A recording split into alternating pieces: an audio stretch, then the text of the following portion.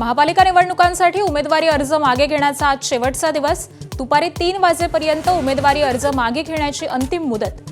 बंडखोरांचं बंड थंड करण्यात पक्षांना कितपत यश मिळणार याकडे लक्ष।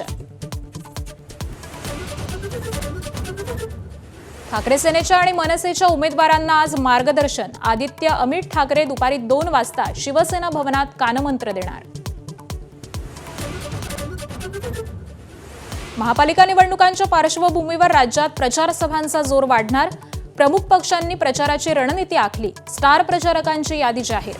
तर राज्यभरात अनेक मोठ्या नेत्यांच्या प्रचार सभा मेळाव्यांचं नियोजन।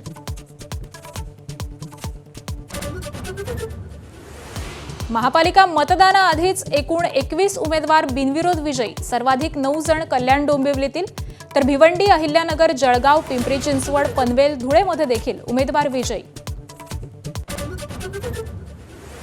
छत्रपती संभाजीनगर महापालिका प्रशासनाचा भोंगळ कारभार समोर। मयत झालेल्या शिक्षकांवर पालिकेनं सोपवलं निवडणुकीचं काम।